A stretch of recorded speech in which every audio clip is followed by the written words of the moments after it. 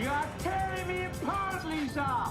On April Fool's Day of 2012, the adult comedy and animation subsidiary of Turner Broadcasting Adult Swim temporarily revived their previously shuttered anime programming block Toonami to a wistfully nostalgic audience. After being absent from the channel since their failed revamp from 2007 to 2008 for a younger viewer base, Zoomers born in the late 90s to early 2000s were pleasantly surprised by its return and, when prompted on Twitter by Adult Swim's account on the public consensus for Toonami's return, wanted more. And so, 55 days later on May 26, 2012, Toonami was relaunched with a slate of shows both old and new. Alongside Naruto, Bleach, and old episodes of Dragon Ball Z, Toonami would air 2 new dubs produced by the dubbing studio formerly known as Funimation for recent anime releases. The first was Casher and Sins, a moody and existential reboot of a Tatsunoko production superhero taking place in the post-apocalypse. While Casher and Sins is a respectable and sometimes beautiful piece of art in its own right, its cult following is nothing compared to the other show that premiered the same night. Originally released in monthly shonen magazine Shonen Ace, Deadman Wonderland is a sci-fi horror action series created by writer-artist duo Jinsei Kataoka and Kazuma Kondo. Originally working on the manga tie-in for anime original series Eureka 7, which would later go on to replace Deadman Wonderland in Toonami's programming block, this darling little shonen that could was the first original series that Kataoka and Kondo ever produced, and they really knock it out of the park. Clocking in at 58 chapters, running from May of 2007 to August of 2013, Deadman Wonderland is about the conspiracy behind a fictional disaster known as the Great Tokyo Earthquake, also known as the Red Hole Incident in the anime's English dub. This mysteriously appearing magnitude 10 earthquake took place in the year 2014, resulting in 70% of Tokyo Prefecture sinking under the Pacific Ocean, the rest falling into complete anarchy. In order to help fund the rehabilitation of the various criminals running amok in Tokyo Prefecture, as well as the monetary reconstruction of Tokyo's infrastructure, the first privately owned but publicly operated prison known as Deadman Wonderland opened to the public in the years since. Acting as a maximum security prison for any number of criminal activities, as well as an amusement park for tourists visiting Tokyo Prefecture, Deadman Wonderland uses its various prisoners as employees for the attractions and stage shows the park puts on. That includes either being a clown for the paying public's amusement or participating in life or death games, all for the sake of the prison's wacky monopoly money known as cast points. These points, while also providing better access to food, clothing, entertainment, and even shortening one's sentence, does not help the death row inmates for very long. The subsect of inmates who, wearing the same disciplinary torture collar as the other inmates at Deadman Wonderland, are perpetually poisoned for 72 hours until their violent, brutal death. That is, unless they manage to spend what little cast points they have on an antidote in the form of bitter candy, only resetting the poisoning process for another 72 hours. This hellhole in the form of a Disneyland ripoff is inspected yearly by the Japanese government for human rights violations, but for the time being has not broken enough laws to justify shutting the prison down. Enter Ganta Igarashi, a middle school boy who, on the day before him and his friends would be going on a field trip to Deadman Wonderland, survives the explosive massacre of his classmates at the hand of a mysterious man in red. As the only survivor of the massacre and only possible suspect for the deaths at hand, Ganta is placed under arrest on suspicion of mass homicide. While there's seemingly no proof of his intent or capabilities for killing his classmates, including the friends he made after moving from Tokyo to the countryside as a small child, Ganta is placed on death row at Deadman Wonderland due to a shifty, fox-like lawyer that in actuality was the chief promoter of the park. Forced to participate in the cruel games of Deadman Wonderland alongside a mysterious childlike girl who knows his name, Ganta swears revenge on the man in red that sent him to the hellhole that is Deadman Wonderland and vows to clear his name. For a shonen battle series with wacky characters such as a cop with an eye patch and a yandere who orgasms from the death of her enemies, Deadman Wonderland stands with its feet firmly placed in 2 camps. The first camp being a standard tropey shonen structure, one where every character exists in service of the protagonist's arc and expresses platitudes of friendship and self-improvement fervently. The second camp being not only an edge-fest covered in the blood of its main characters, but one that subverts expectations of the typical shonen battle manga formula. Deadman Wonderland isn't the single most innovative shonen series since Hunter x Hunter or anything, but what it does differently compared to its contemporaries while still maintaining an all-too-familiar mold is worthy of praise I don't think it often gets. There are issues that may make or break your enjoyment of the series, and those points are definitely worth acknowledging, but that doesn't negate the positive attributes Deadman Wonderland has that makes it worth exploring in depth. So that's what I'm gonna do. This video is an analysis of the manga Deadman Wonderland, as well as a dissection of the anime in the elusive Season 2 that will probably never happen. If you haven't enjoyed this series yourself in any capacity, I highly recommend you support the official release via tankobons and Blu-ray releases before watching this video. This is not a substitute for the source material, as I will be spoiling a large portion of it. Rather, it's an expression and examination of a series that many have long since forgotten and I feel deserves a little attention. So, with that out of the way, let's put on our dog collars and make our way down to G Block to argue the great and powerful point that Deadman Wonderland is good, actually. Ever get blamed for your entire class being murdered? Now you know how Ganta feels. The only recourse that we have is capital punishment. Deadman Wonderland is coming up next. Sin. The defiance of God's law. A transgression against all they have made. In biblical stories, sin is a choice made for selfish reasons, often resulting in disastrous consequences for all involved. The pride of Samson, the desecration of Sodom and Gomorrah, the expulsion of Eve and Adam. All are cautionary stories meant to teach mankind about mistakes made long before they were glimmering God's eye, hoping they avoid the same fate. And yet, mankind continues to sin, even rewriting older passages of the books they worship to fit a new vision of what is truly moral. Justifying unjust actions with the concept of temporary forgiveness or the creation of harsher punishments than the ones previously established. Great people have fallen victim to sin and regrettable actions, but most have moved past those moments in time and tried to prove that they are more than their one bad day. Yet the concept of sin still remains. Whether it be a truly religious doctrine or simply commonly shared beliefs on morality, it doesn't matter. Some things are not worth forgiving, even in the eyes of a Lord who may not be listening. Deadman Wonderland is about people who were at the wrong place at the wrong time, made terrible decisions that led to equally terrible consequences, and learned how to cope with both those decisions made and the trauma that led to them. Despite being a shonen series with plenty of story beats to fill the bombastic action quota the genre is known for, Deadman Wonderland is allowed to slow down and focus on interpersonal character growth while stressing these themes. Nowhere is that more apparent than our two leads, Ganta Igarashi and the lily-skinned girl who everyone in 2012 uses a profile picture like Yuno Gasai from Mirai Nikki, Shiro. 死にたいなら私が殺してあげる Let's start with Ganta, given he's our point of view into the series and primary protagonist. Ganta Igarashi is a character I feel like most people will be mixed on. On one hand, he's every shonen/isekai protagonist's worst traits thrown into one character. He's selfish to a degree, cowardly, irrational, given the mother of all protagonist power-ups when the plot demands it. And more times than not, he wants to throw in the towel when things get rough, even when other people have been caught in the crossfire. I can see why people would dislike Ganta as a lead. On the other hand, though, that's kind of the point. He's a meek teenage boy with no mean streak beyond a smart mouth on occasion who's been thrust into not just a dystopian prison complex, but thrown in there after witnessing one of the worst mass killings in their country's history. The anime even goes the extra mile of showing a deepfake chief promoter Tamaki commission of Ganta showing no remorse for his supposed killings, right in front of the man who's helped raise Ganta since he's moved away from Tokyo. Of course he's considered dying after everything that's happened, it's survivor's guilt. His quest to clear his name only comes with a confrontation of his belief and a use of his powers for the first time, but that doesn't automatically turn him into a hero. He's forced to adapt to his surroundings again and again, training and finding allies with whoever he can trust at the moment. And in a place like Deadman Wonderland, there are very little people who you can truly call a friend. That's where Shiro comes in more ways than one. Not only acting as a foil for Ganta's depressive attitude and lack of physical strength, Shiro's existence in the plot provides further context into Ganta's own sins. This is a point the anime avoids showing, but even before we meet Ganta inside his classroom in the manga, we're introduced to Ganta and Shiro as children listening to Ganta's mother play a lullaby. The Lullaby of the Woodpecker, a song written by Ganta's mother Sorae for Shiro, expressing her guilt and fears for the young child. However, this song can be applied to both characters. In Ganta's case, it's a reflection of his current circumstances, how his very existence put in danger the people he cared about, and how little strength he had to prevent it from happening. How his mother, the woman responsible for raising and, well, experimenting on Shiro, bestowed her sins onto her son given his tenuous relationship with Shiro.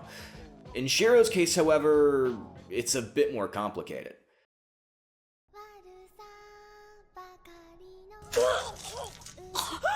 I don't want to die in here. I want to clear my name. And him. I want him to pay for what he's done to me. For what he's done to my friends. For what he did to Mimi. ヒロ、お前はレジットヘク。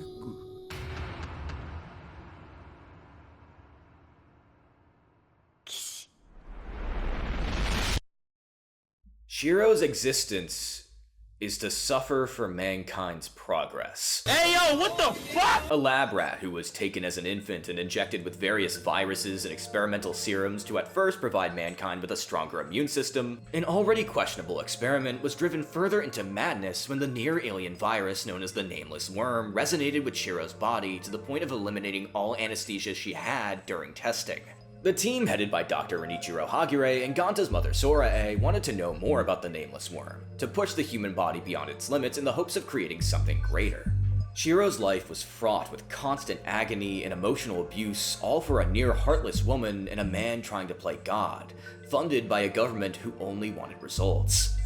Her limbs would fall off at a moment's notice. She'd be covered in scars with eyes dried of all tears. She was capable of coping through her uneven childhood friendship with Ganta, who lived in the facility with his mother, but of course, that's just a band-aid on a life of unending pain.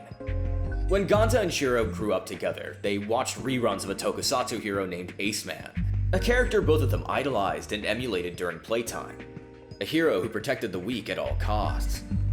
And so, on a particular day that Shiro is fearful of her next test, Ganta tells her to call for Ace Man when she feels severe pain. He'd save her from it, like he does everybody else. And so, during the torturous testing Dr. Hagure puts Shiro through, that childish belief in a hero, a person to protect them from any and all pain, manifested in Shiro as a split personality. A dissociative identity that would mature at a more natural rate than the now eternally childlike Shiro, taking her pain in her stead and protecting them from further harm. And during one particularly gruesome trial set up by Dr. Hagure, Ganta bears witness to the carnage Shiro's second half is capable of. Separated from Shiro in the facility after seeing too much, Sora-e sends Ganta to live in the countryside with his unseen paternal family, traumatized to the point of complete memory suppression. And in Shiro's eyes, at least subconsciously, this is the moment Ganta abandoned her, her only friend, gone. Now it's just her and the wretched egg. A mind shattered in two. So, Ganta lived on in blissful ignorance, experiencing a life Shiro could only dream of as she remained in the facility, inevitably trying to take her own life, resulting in the Red Hole incident. There's a cruelness to Shiro's fate that becomes even more ironic when you finally realize that Shiro wasn't meant to go through all these experiments, that after giving birth to their own child and realizing they can't sacrifice their kin for the sake of progress, Sora-e opted to use another person's child instead of their own. Shiro was just Ganta's replacement. Years later, deep within the new facility that Deadman Wonderland was meant to secretly house, Shiro discovers Ganta is still alive. And her response, immediately upon discovering that Ganta's tried to move on, tried to move past the sins of his mother and the horrors he saw when they grew up together, is to take it all away. All of this information is withheld until the latter half of Deadman Wonderland, obviously. And while these reveals feel out of nowhere, the manga sets up everything from the mystery behind Shiro to Ganta's memory loss really well. As soon as you find out Shiro's the wretched egg, you're waiting for that other shoe to drop. You're waiting for Ganta to finally figure it out and get revenge for all the people he lost. Yet Kataoka and Kondo chose to twist the knife even further by having their rekindled friendship grow into genuine love. Shiro, unaware of her other personality's intentions or memories of the past, constantly covers Ganta's ass whenever he's in mortal danger. When he's devolved into a state of self-loathing and grief, it's Shiro that tries to cheer Ganta up in the most childish ways possible. And when most of their newfound allies abandon Ganta after a particularly shocking revelation, it's Shiro that refuses to leave him behind despite his attempts to throw her away. It's a subversion of the typical rival character and childhood friend turned love interest trope seen in a lot of shonen and shoujo manga, taking it to dramatic heights I haven't seen anywhere else. Is their dynamic perfect? No. Sometimes Ganta's outright lies to Shiro, and Shiro's lack of communication skills can be frustrating despite leading to some fun plot points. But when shit hits the fan and Ganta discovers the truth, it's cathartic and bittersweet. After their final battle, where Deadman Wonderland is left in rubble and the ever-reincarnating Dr. Hagure is finally stopped, Shiro is left comatose for the next year or so. And during that time of growth and change for the entire cast post-climax, Ganta still waits for Shiro to wake up. By now, his name's been cleared, he can go to a regular school and try to live a normal life despite the trauma he's been through, and the harm he's caused others. Yet he chooses to wait for Shiro despite it all. The home they once had together is gone. The people responsible for their mutual suffering are dead. It's as if the slate's been wiped clean. Their sins still remain etched into their bodies, and Ganta will never forgive Shiro for the deaths of his best friends. But that doesn't mean they can't move forward, that they can't live with their sins and try to be better. It's a compelling concept for a shonen to tackle, the lengths we'll go to forgive someone of wrongdoing and how far we can justify those actions. Demon Slayer did this beautifully years later, showing that not all people deserve forgiveness, but at least an understanding as to why these people acted the way they did. In my honest opinion, I don't think Shiro should be forgiven, given the senseless slaughter she caused. But at some point it becomes less about Shiro being selfish and cruel, and more about the environment that led to the creation of the wretched egg in the first place. The same can be said about the cavalcade of kooky characters Kataoka and Kondo created for their occasionally impressive fight scenes. While some characters' archetypal personality traits may put you off to them at first, their backstories are deliciously edgy enough that even though you do sympathize with them, you can recognize why these people were imprisoned in the first place beyond their freak mutant powers. While the execution of these backstories do help flesh out the cast and give Deadman Wonderland a distinct flavor, I will acknowledge its faults. Though admirable in its attempts at nuanced character stories and brownie points I can give it for the diversity of its cast, some backstories aren't as deep as I make them out to be or have been done in similar ways in other shonen series. Not to mention the emotional seesaw that is the treatment of its only openly trans character. I think Deadman Wonderland's attempts of exploring religious or societal taboo is fascinating to see play out, but I do acknowledge the very flawed and at times binary execution the series often has. Though that doesn't prevent the manga from having excellent spreads and a brisk pace that follows through on the themes it establishes. The same can be said for the short-lived anime adaptation by defunct anime studio Monglobe. Most of the animation staff who worked on the project now spread throughout various studios in the industry, and the adaptation rights left in legal limbo. While actively removing various side characters and moments from the source material that add to the overall themes of Deadman Wonderland, the anime adaptation streamlines key events and has some impressive sakuga sprinkled throughout. While not as thematically resonant, the baseline appeal of Deadman Wonderland is not only maintained, but elevated through uncensored gratuitous violence in Blu-ray releases. I'd recommend watching the anime adaptation for its unique vibes alone, but not go in and expecting a surprise season 2 at some point. Some of the characters that were removed, including the aforementioned trans rep Chaplin and blind fire mage Hidara, serve little to the overall plot, that their removal isn't detrimental to telling a similar story to the mangas. However, the removal of key character Azumi, whose initial purposes as a guide and first test of Ganta's bravery, were transferred to another character in the cast. The character of Yo had justification in being Ganta's guide given his motivation of finding his psychotic sister Minatsuki and swindling the unsuspecting prisoner for his own gain. So, arguably, the change makes sense and further involves Yo throughout the first season.